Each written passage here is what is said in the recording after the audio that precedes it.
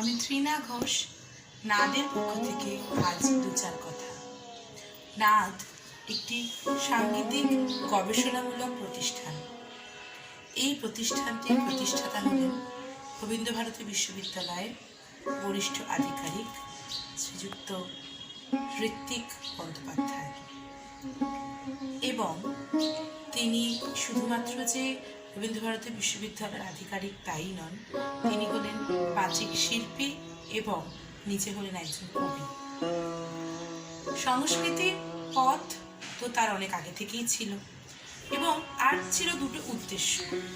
একটি হলো সঙ্গীতকে গবেষণারূপে দেখা, এবং দ্বিতীয় হলো যে সমস্ত মানুষেরা, যে সমস্ত শিল্পীরা সত্যি যোগ্য কিন্তু তারা উপযুক্ত স্থান পাচ্ছে না, তাদেরকে একটি স্থান করে দেওয়া। নাদ হলো সেই স্থান। নাদ আজ দেশ বিদেশ তথা সব জায়গাতে তার প্রাধান্য ছড়িয়ে পড়েছে।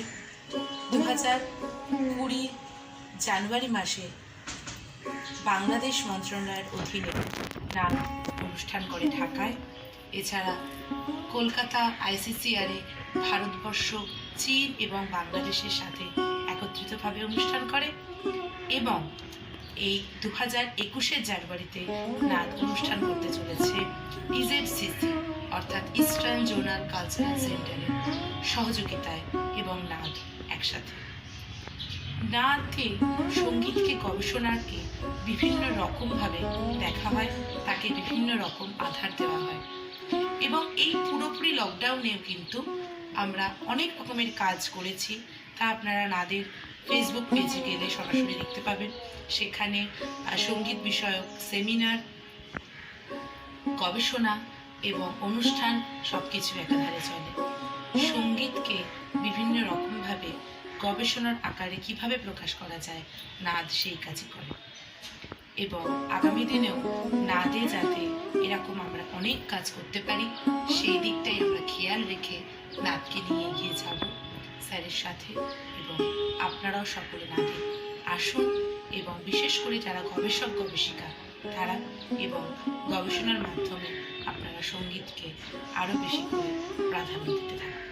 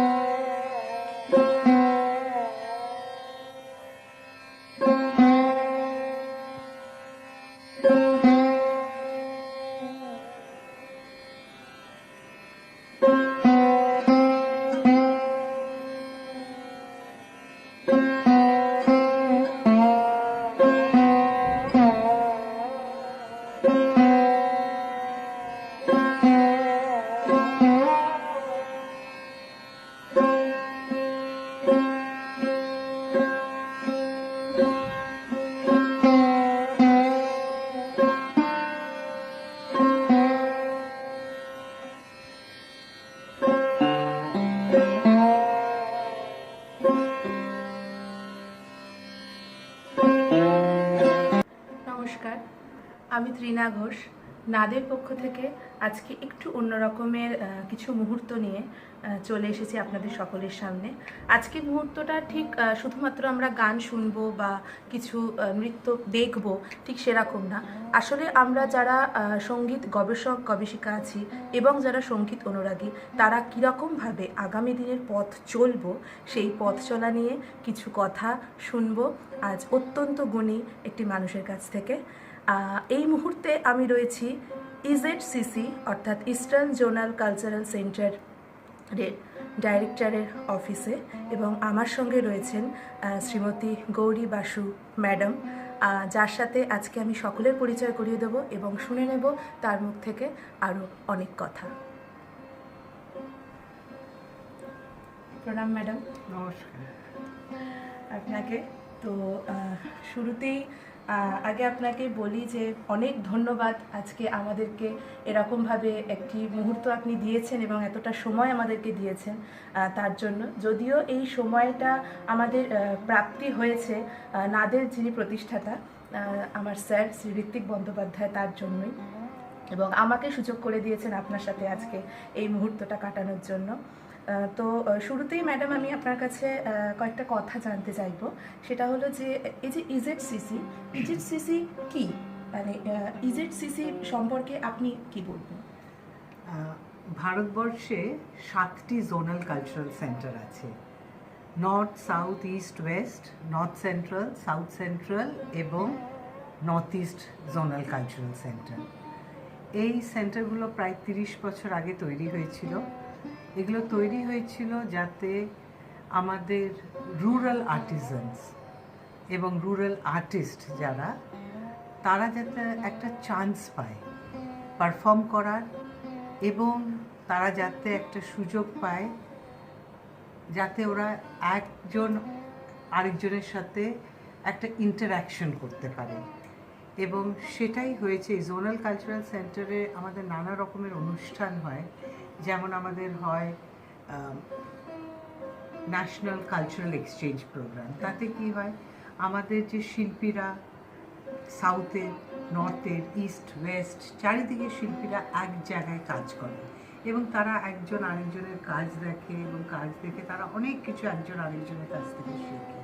এবং এইভাবে আমরা একটা কালচারাল ইউনিটি করি।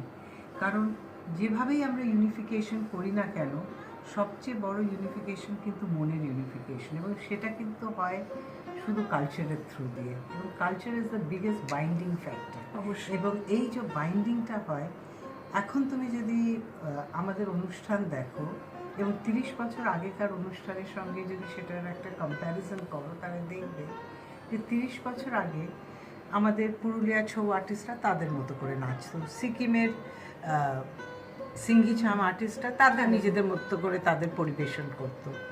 এখন দেখবে এ ওর কাছ থেকে শিখে, এ ওর কাছ থেকে কিছুটা নিয়েছে, এ ওর কাছ থেকে নিয়ে কিন্তু এক একজন তাদের নিজেদের অনুষ্ঠান অনেক সুন্দর করে ফেলেছে। এটা কিন্তু খুব ইম্পর্ট্যান্ট। সবসময় যে আমি একইভাবে চলবো তা তো হয় না, এবং আমরা একজন আরেকজনের কাছ থেকে শিখবো এবং শিখে আমরা আমাদের নিজেদের পারফরমেন্স ইমপ্রুভ করব, আমাদের পারফরমেন্স থেকে কিছুটা অন্যকে দেবো, এইভাবেই কিন্তু পারফরমেন্স ভালো হয়। এবং আমি মনে করছি যে জোনাল সেন্টাররা গত 30 বছর ধরে বহু শিল্পীদের কাছে পৌঁছেছে এবং বহু শিল্পীদের সুযোগ করে দিয়েছে, শুধু তাদের নিজেদের গ্রামে, তাদের নিজেদের ডিস্ট্রিক্টে, তাদের নিজেদের স্টেটে কাজ করার জন্য না, কিন্তু ন্যাশনাল লেভেলে এবং ইন্টারন্যাশনাল লেভেলে কাজ করার জন্য। অনেকটা জানতে পারলাম, অনেক কিছু জানলাম, যেরকম এই যে 7টা কালচারাল জোন আছে, এটা একটা তথ্য, এবং তাদেরকে কীরকমভাবে একে অপরের সাথে যুক্ত হয়ে কাজ করা এবং একে অপরের কালচারটাকে অ্যাডপ্ট করা এবং করে সেটাকে নিয়ে কাজ করা, এটা অবশ্যই একটি অত্যন্ত মূল্যবান তথ্য আমাদের কাছে। আচ্ছা, ইজেডসিসিতে কীভাবে শিল্পীরা যোগাযোগ করবে? এক নম্বর হচ্ছে আমাদের একটা গভর্নমেন্ট অফ ইন্ডিয়ার একটা কালচারাল ম্যাপিং স্কিম আছে। এই কালচারাল ম্যাপিং স্কিমে আমাদের সঙ্গে যে শিল্পীরা কাজ করেছে গত 30 বছর ধরে, তারা সকলেই কিন্তু আমাদের কালচারাল ম্যাপিং রেজিস্টারে অন্তর্ভুক্ত। এছাড়া আমরা কিন্তু আমাদের ওয়েবসাইটের থ্রু দিয়ে কনস্ট্যান্টলি আর্টিস্টদের বলি যে তোমরা আমাদের সাথে যোগাযোগ করো, তোমরা কীরকম আর্ট প্রেজেন্ট করো, তোমরা পারফর্মিং আর্টিস্ট, তোমরা ভিজুয়াল আর্টিস্ট, তোমরা আর্টিজান, তোমরা কী কাজ করো, সেই অনুযায়ী তোমরা আমাদের সাথে যোগাযোগ করো। কারণ আমাদের কাছে সকলের জন্যই কাজ আছে। কারণ যেমনি আমাদের পারফর্মিং আর্টিস্টরা পারফর্ম করে, আমাদের ভিজুয়াল আর্টিস্টদের নিয়ে আমরা প্রচুর আর্ট ক্যাম্প করি, আর্ট ওয়ার্কশপ করি। আমাদের আর্টিজানদের আমরা আমাদের সমস্ত মেলায় একটা সুযোগ দিই তাদের জিনিসপত্র প্রেজেন্ট করার জন্য এবং তাদের জিনিসপত্র বিক্রির সুযোগ দিই।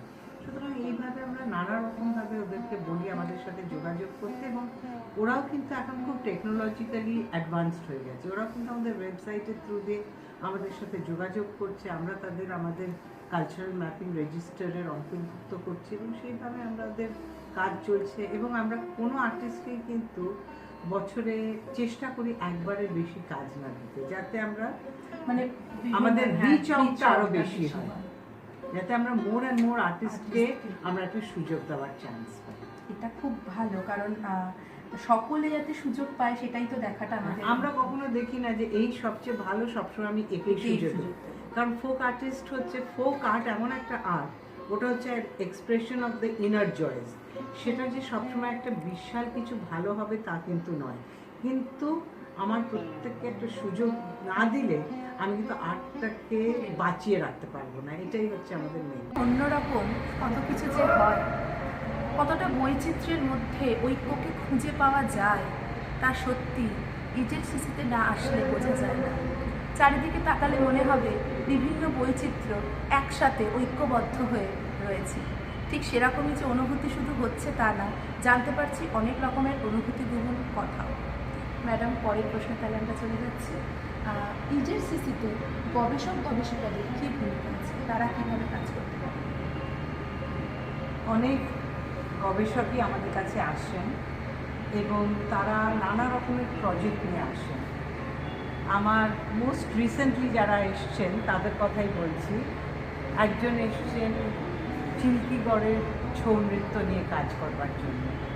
আমরা তো সবসময় জানি ময়ূরভঞ্জ ছৌ, সেরাইকেল্লা ছৌ, পুরুলিয়া ছৌ। চিল্কিগড়ের ছৌ নিয়ে কিন্তু আমরা কোনো কাজ করিনি। সে এসে আমাকে বললো আমি এই নিয়ে কাজ করতে চাই। আমরা কিন্তু তখনই তাকে বলেছি তুমি প্রজেক্ট রিপোর্ট দাও, আমরা দেখছি, এবং সে কাজটা করেছি। কেউ অল্টারনেটিভ থিয়েটারের উপর কাজ করেছে। মোস্ট রিসেন্টলি আমার কাছে এসছে দুটো প্রজেক্ট, এবং তারও কাজ আমরা শুরু করেছি। উড়িষ্যার ফোক মিউজিক ট্রেডিশনস এবং উড়িষ্যার ক্লাসিক্যাল মিউজিক ট্রেডিশনস। আবার আমরা কাজ করছি আন্দামানের কিছু ট্রেডিশন নিয়ে, যেগুলো সত্যি লুপ্ত হয়ে যাচ্ছে। আমাদের একটা স্কিম আছে, গুরু শিষ্য পরম্পরা স্কিম, এবং এই স্কিমে আমরা কিন্তু কিছু ভ্যানিশিং বা ডাইং আর্ট ফর্ম বেছে নিই, এবং সেই আর্ট ফর্মের আমরা একজন গুরুকে নিই, এবং সেই গুরুর আন্ডারে আমরা কিছু শিষ্য দিয়ে দিই, 12 জন থেকে 14 জন মতো শিষ্য। এবং এই গুরু এই শিষ্যদেরকে এই ডাইং আর্ট ফর্মের ট্রেনিং ইম্পার্ট করেন ধরুন 1 বছর থেকে 2 বছরের জন্য। এবং তার মধ্যে কিন্তু আমরা দেখি যে একটা আর্ট ফর্ম আবার রিভাইভ হচ্ছে, এবং আমরা বারবার দেখেছি যে এইটা করে আমরা কিন্তু অনেক আর্ট ফর্ম থেকে একদম মুক্ত হয়ে গেছিলো, সেগুলোকে কিন্তু আমরা আবার মেন স্ট্রিমে আনতে পেরেছি। এটা আমাদের একটা খুব ভালো স্কিম। এবং তাছাড়া আমরা নানা রকম বিষয়ে কাজ করি, এবং আমরা গুরু শিষ্য পরম্পরা যখন করি সেই পার্টিকুলার আর্ট ফর্মটাকে কিন্তু আমরা কনস্ট্যান্টলি ডকুমেন্ট করতে থাকি। তাই আমাদের নিজেদের কিন্তু একটা হিউজ ডকুমেন্টেশন আছে। ডকুমেন্টেশনগুলো করেছে রিসার্চাররাই করেছে। তাই জন্য রিসার্চারদের তো আমরা সবসময় বলছি যে এসে আমাদের কাছে একটা ভালো প্রজেক্ট দাও, এবং সেই প্রজেক্ট নিয়ে তোমরা কাজ করো। আমাদের কাছ থেকে যা যা সাপোর্ট দরকার আমরা অবশ্যই দেব। এটা তো একটা অভূতপূর্ব মেসেজ সকল গবেষক গবেষিকাদের কাছে, কারণ অনেক গবেষক গবেষিকা সত্যি গবেষণা করতে চায়, কিন্তু উপযুক্ত স্থান সবসময় তারা পাচ্ছে না, এবং হয়তো অনেকে জানেও না যে ইউনিভার্সিটিতে এরকমভাবে গবেষণা করার সুযোগ আছে বা এইভাবে প্রজেক্ট তারা এখানে আনতে পারে। তো আমি এছাড়াও আমাদের একটা গভর্নমেন্ট অফ ইন্ডিয়ার স্কিম আছে, যেটাকে বলে টেগর ন্যাশনাল ফেলোশিপ এবং টেগর ন্যাশনাল স্কলারশিপ, এবং সেগুলোর নানা রকম নোডাল এজেন্সি আছে যার থ্রু দিয়ে রিসার্চাররা অ্যাপ্লাই করতে পারে। এবং প্রত্যেক বছর আমি দেখেছি যে ওয়েস্ট বেঙ্গল থেকে এবং আমার ইস্টার্ন ইন্ডিয়া স্টেটসগুলো থেকে আমরা যে 9টি রাজ্য দেখি, পশ্চিমবঙ্গ, তারপরে বিহার, উড়িষ্যা, ঝাড়খণ্ড, সিকিম, মণিপুর, ত্রিপুরা, আসাম এবং আন্দামান নিকোবর আইল্যান্ডস থেকে আমরা দেখেছি যে প্রচুর রিসার্চাররা কিন্তু অ্যাপ্লাই করে। তারপরে একটা এক্সপার্ট কমিটি তার মধ্যে থেকে চুজ করে, কিন্তু প্রত্যেক বছরই কিন্তু আমাদের কাছে টেগর স্কলার্স আসে, এবং তারা কিন্তু খুব ইন্টারেস্টিং টপিক্সের উপর রিসার্চ করে। একজন যেমন জাস্ট কমপ্লিট করেছেন ওনার research on physics and music. একজন এখন শুরু করেছেন কাজ on Serbia and India, the connect of united. এগুলো কিন্তু খুব ইন্টারেস্টিং প্রজেক্টস, এবং এই প্রজেক্টগুলো কিন্তু আন্ডার দ্য টেগর ফেলোশিপ হচ্ছে, কিন্তু হচ্ছে হয়তো আমাদের থ্রু দিয়ে, কারণ আমরা one of the nodal agency. এবং গবেষকরা কিন্তু যথেষ্ট ভালো কাজ করছে এইসব এরিয়া। এটা ভীষণ একটা খুব ভালো একটা মেসেজ সকল গবেষক গবেষিকাদের কাছে, যে ইজেডসিসিতে এরকমভাবে রিসার্চ করা হয় এবং এত সুন্দরভাবে ম্যাডাম ব্যক্ত করলেন, প্রত্যেকটি কথা বুঝিয়ে দিয়েছে। তাতে আমার মনে হয় যে কোনো গবেষকের কাছে আর কোনো প্রশ্ন থাকতেই পারে না, কারণ সকল প্রশ্নের উত্তরটা কিন্তু ম্যাডাম এই প্রশ্নের ভিতরে। পরিবেশটা থেকে মনে হচ্ছে না একেবারে অনুষ্ঠানের মঞ্চে আমরা চলে এসেছি। হ্যাঁ, এই হচ্ছে ইজেডসিসির ওপেন যে আর কি যে জায়গা আছে, কলা মণ্ডপ বলে থাকে। ভীষণ সুন্দর। আমি তো অনুভূতিটা যেটা পাচ্ছি সেটা জানি না আমি সকলের সাথে সেভাবে শেয়ার করতে পারছি কিনা, কিন্তু চেষ্টা করছি। আমাকে দেখেই নিশ্চয়ই বোঝা যাচ্ছে এখনো যদি সুযোগ পাওয়া যায় এখানে উঠে পারফরমেন্স করতে আমরা শুরু করে দেবো, এরকম একটা বিষয় এসেছি। তো ম্যাডাম, আমি জানতে চাই আপনার কাছে যে গ্রুপ পারফরমেন্সের ক্ষেত্রে কী প্রয়োজনীয়তা আছে, বা গ্রুপ যদি চায় কেউ পারফরমেন্স করবে তারা কিভাবে পারফরমেন্স করতে পারে? যে কোনো গ্রুপই আমাদের কাছে এসে পারফরমেন্স করতে পারে, এবং আমরা যেটা ওদের বলি যে তোমরা কি পারফর্ম করবে এবং কি ফরম্যাটে পারফর্ম করবে। মানে এটা কি তোমাদের, ধরো নাচের অনুষ্ঠানে আমরা বলি এটা কি ক্লাসিক্যাল বেসড, এটা কি ফোক বেসড, বা এটা তোমাদের বা কন্টেম্পোরারি ডান্স, কীভাবে তোমরা প্রেজেন্ট করবে, এবং তোমাদের একটা বেসিক আইডিয়া দাও তোমাদের সাবজেক্ট ম্যাটার নিয়ে। তো সাবজেক্ট ম্যাটার নিয়ে যখন আমরা বুঝে নিই যে এটা আমাদের আইডিওলজির সঙ্গে এক, তখন আমরা ওদের ইনভাইট করি। এবং বেশিরভাগ দেখো ওভার দ্য ইয়ার্স আমি যেটা দেখেছি হচ্ছে পারফরমেন্সেস কিন্তু খুব ইমপ্রুভ করে গেছে, মানে কোয়ালিটি অফ পারফরমেন্স কিন্তু খুব ইমপ্রুভ করেছে। মানে স্টেজ প্রেজেন্টেশন অনেক সুন্দর হয়ে গেছে, এবং সব কিছুই যেন ড্রেস, মেকআপ, স্টেজ ক্রাফট সব কিছু খুব ইমপ্রুভ করে গেছে। এবং আমাদের এখানে প্রচুর গ্রুপ পারফরমেন্স হয়। আমাদের কিছু রেগুলেশন আছে, বেশিরভাগ জায়গায় আমরা বলি 15 থেকে 20 জনের বেশি যেন না থাকে গ্রুপে, কিন্তু কিছু কিছু ক্ষেত্রে আমরা তারও ছাড় দিই। যেমন আমি যদি এখানে আমি একটা দোল উৎসব করি, তাহলে তো আমি 15 জনের নিয়ে করবো না, তখন আমি 100 জন আর্টিস্ট চাইবো একসঙ্গে। তো সেরকমভাবে আমাদের অনুষ্ঠান টু অনুষ্ঠান এটা ডিফার করে, কিন্তু নানা রকমের গ্রুপ অনুষ্ঠান আমাদের হচ্ছে, এবং প্রত্যেকটাই আমি বলবো আমার তো খুব ভালো লাগে দেখতে, কারণ আর্টিস্টরা এখন সত্যি খুব ভালো, প্রত্যেকে খুব কষ্ট করে শিখেছে। নাচই হোক, গানই হোক, থিয়েটার প্রেজেন্টেশনই হোক, যাই হোক না কেন, প্রত্যেকে কিন্তু খুব যত্ন নিয়ে খুব কষ্ট করে শেখে, এবং আজকাল খুব প্রফেশনালি প্রেজেন্টেশন হয়। সুতরাং প্রত্যেকটা প্রেজেন্টেশনই আমার খুব সুন্দর লাগে দেখতে। নতুন প্রজন্মের কাছে এক অভূতপূর্ব নাম হচ্ছে ইজেডসিসি। আমরা এই মুহূর্তে রয়েছি ইজেডসিসি হলের একদম সামনে, এবং যতটা সম্ভব চেষ্টা করছি বিভিন্ন দিকগুলোকে তুলে ধরার এবং দেখানো, যাতে সত্যিই বোঝা যায় যে এই যে আমাদের সংস্কৃতি বিভিন্ন জায়গায় কীরকমভাবে আমাদের সংস্কৃতিটা আছে, তা কিন্তু দায়ভারটা আমাদেরই কাছে বর্তায় যে আমরা তাকে সঠিকভাবে সুন্দরভাবে যেন ধরে রাখতে পারি। আর সেই ধরে রাখা অবশ্যই শিখতে হয় ম্যাডাম আপনার থেকে, যা অসম্ভব সুন্দরভাবে ডেকোরেশনের তো অনেক রকমের ডেকোরেশন হতে পারে। আমি একটা ফুল দিয়ে ডেকোরেট করতে পারি, আমি একটা কোনো কিছু দামি শোপিস দিয়ে ডেকোরেট করতে পারি, কিন্তু এই যে ডেকোরেশনটা, এটা হচ্ছে সম্পূর্ণ ভেতরের ভালোবাসাটা কালচারের প্রতি না থাকলে কিন্তু এই রকমভাবে ডেকোরেশনটা আসবে না। আমরা না আমাদের চারিদিকে যত ডেকোরেশন দেখবে পুরোটাই কিন্তু আমাদের নিজেদের ওয়ার্কশপ প্রোডাক্ট দিয়ে করা। আমরা কিন্তু যত পেন্টিং দেখছো চারিদিকে, প্রত্যেকটা পেন্টিং কিন্তু হচ্ছে আমাদের ওয়ার্কশপে করা। আমি বলবো না যে পেন্টিংগুলোর কোয়ালিটি খুব হাই, কিন্তু পেন্টিংগুলো করা হয়েছে কোনো একটা পার্টিকুলার ফোক আর্টের ভিত্তিতে। সুতরাং এগুলো কিন্তু খুব স্পেশাল, এবং আমরা কিন্তু কোনো বাইরের জিনিস কিনে ডেকোরেশন করি না, সবই আমাদের নিজেদের জিনিস, এবং প্রত্যেকটা জিনিস কিন্তু মেড বাই রুরাল আর্টিসানস। এটাই হচ্ছে আমাদের মেন। এটা সত্যি চারিদিকে দেখলে পরে সেটা বোঝাই যাচ্ছে যে কীরকমভাবে ছোট ছোট কালচারকে একত্রিত করে তুলে ধরে এনে যে সমগ্র দিকটা করা যায়, এবং আমাদের নিজেদের ভেতরেই যা সংস্কৃতি আছে তা দিয়েই কিন্তু আমরা পারি, চাই অবশ্যই সারা বিশ্বের দরবারে আমরা কিন্তু তুলে ধরতে পারি। এবং আমি চাই আমাদের ডেকোরেশন দেখে প্রত্যেকে তাদের নিজেদের বাড়িতেও শুধু আমাদের দেশের আর্টিজানদের জিনিস রাখেন। অবশ্যই, তাতে অবশ্যই। আমাদের আর্ট সার্ভাইভ করবে, আমাদের আর্টিজান সার্ভাইভ করবে। একদম। তো ম্যাডাম, তরুণ শিল্পী যারা, তাদের জন্য আপনার কাছে কী মেসেজ, আপনি তাদেরকে কী বলবেন?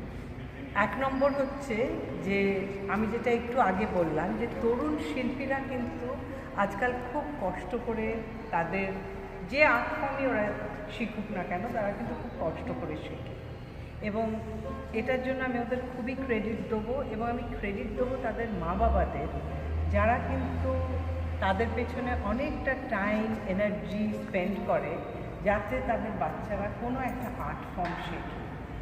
এবং আমাদের একটা স্কিম আছে যেটাকে আমরা বলি প্রতিভা উৎসব। আমরা ওটাকে একটা উৎসবের থ্রু দিয়ে করি, প্রতিভা উৎসব বলি বা প্রতিভা চয়ন বলি। এবং তার মধ্যে দিয়ে আমরা কিন্তু খুব ইয়াং ট্যালেন্টেড আর্টিস্টদের একটা প্ল্যাটফর্ম দিই। এবং গত 30 বছরে বহু আর্টিস্ট যারা প্রথম পারফর্ম করে আমাদের স্টেজে প্রতিভা উৎসবে, তারা কিন্তু আজকে খুবই নামি দামি শিল্পী কলকাতা শহরের বা ইস্টার্ন ইন্ডিয়ার। এবং আমি দেখেছি যে আমাদের প্রতিভা উৎসবে কিছু ইয়াং ট্যালেন্টেড আর্টিস্ট আসে যারা খুবই ট্যালেন্টেড। এবং গভর্নমেন্ট অফ ইন্ডিয়ার কিন্তু নানা রকমের স্কলারশিপস আছে, যেমন junior fellowship, junior scholarship, senior scholarship, senior fellowship. এবং এই সব ফেলোশিপ স্কলারশিপ নিয়ে তারা কিন্তু বড় বড় গুরুদের কাছে শিখতে পারে এবং নিজেদের ট্যালেন্টটাকে আরও ইমপ্রুভ করতে পারে। একদম অন্তিম পর্বে আমরা চলে এসেছি। অন্তিম মানেই কিন্তু শেষ না। অন্তিম মানে হলো যা যেখানে শেষ হলো সেখান থেকে আরেকটি নতুন পর্বে শুরু হবে। চলে এসেছি ইজিপ্ট সিসির মিউজিয়ামে। এই মিউজিয়ামে রয়েছে বিভিন্ন বাদ্যযন্ত্র যা সংরক্ষণ করে রাখা হয়েছে, এবং মূলত সংরক্ষিত বাদ্যযন্ত্র এবং ফোক বেসড বাদ্যযন্ত্র এখানে আমরা সাধারণত দেখতে পাচ্ছি। তো ম্যাডাম, আপনি তো আপনার কাছ থেকে অনেক কথা জানতে পারলাম। একদম সর্বশেষ কথা আপনাকে যেটা জিজ্ঞাসা বলবো সেটা হচ্ছে যে নাদ সম্পর্কে তো আপনি প্রথম থেকেই অবগত আছেন, এবং প্রত্যক্ষ পরোক্ষভাবে আপনি নাদের সাথে যুক্তই আমি বলবো। আপনি যুক্ত থেকেছেন এবং আমাদেরকে অনেক সময় অনেক সাজেশন দিয়েছেন, এবং আমরা সেই মতো করে চলার চেষ্টা করছি। তো নাদ নিয়ে যদি আপনি দু এক কথা। আমি ঋত্বিক ব্যানার্জিকে বহুদিন ধরে চিনি, এবং আমি যেটা সবচেয়ে বেশি অ্যাপ্রিসিয়েট করি নাচ সম্বন্ধে হচ্ছে যে নাচ হচ্ছে একটা রিসার্চ বেসড অর্গানাইজেশন। মানে এখানে যে শুধু নাচ গান এটা হয় তা নয়, তার পেছনে তার হিস্ট্রি এবং তার এভলিউশন সম্বন্ধেও কিন্তু বহু কাজ হয়। এটাকে আমি খুব ইম্পর্ট্যান্ট মনে করি, কারণ যেহেতু আমি বহু বছর ধরে অনেক শিল্পীদের সঙ্গে কাজ করছি, আমি মাঝে মাঝে দেখেছি যে কিছু শিল্পীদের যখন আমি ওদের জিজ্ঞেস করি, আচ্ছা তুমি যে এই গানটার সঙ্গে নাচছো, এই গানটা কোন রাগের উপর আধারিত বা কোন তালের উপর আধারিত, ওরা কিন্তু সেগুলোও বলতে পারে না। এবং এটা কিন্তু একটা বিশাল ড্রব্যাক। একজন আর্টিস্ট যদি তার আর্ট ফর্মের প্রত্যেকটা অ্যাসপেক্ট না জানে, এটা কিন্তু একটা বিশাল ড্রব্যাক। সুতরাং এই রিসার্চ ওরিয়েন্টেশনটা কিন্তু খুব ইম্পর্ট্যান্ট, এবং নাদের ফোকাস হচ্ছে রিসার্চ ওরিয়েন্টেশন, এবং সেটাকে আমি খুব অ্যাপ্রিসিয়েট করি। দ্বিতীয়ত, যখন একটা অর্গানাইজেশন সব আর্টিস্টদের পাশে দাঁড়ায়, সেটাও কিন্তু খুব দরকার। কারণ একজন আর্টিস্টকে সাকসেসফুল হওয়ার জন্য তো অনেক ফ্যাক্টর থাকে, শুধু ট্যালেন্ট নয়, কিছুটা লাক ফ্যাক্টরও থাকে। সবার হয়তো সেই লাক ফ্যাক্টরটা কাজ করে না। সেই সময় আমরা দেখি যে কিছু খুব ভালো আর্টিস্ট কিন্তু সেরকম সুযোগ পাচ্ছে না। নাচ কিন্তু তাদের পাশে এসে দাঁড়িয়ে তাদেরকে একটা সুযোগ করে দেয়। এবং নাচ এখন বহু দেশে বিদেশে কাজ করছে, বাংলাদেশে, ইউনাইটেড স্টেটসে, এবং রিসেন্টলি তোমরা যে কাজটা করেছো, যেটা বাংলাদেশ, ভারতবর্ষ এবং চায়নার সঙ্গে একসাথে, সেই কাজটাও খুব ভালো হয়েছে। এবং আমি আশা রাখছি যে তোমরা এরকম ভালো কাজ আরও অনেক অনেক করবে। অনেক অনেক ধন্যবাদ ম্যাডাম আপনাকে এবং সকলকে।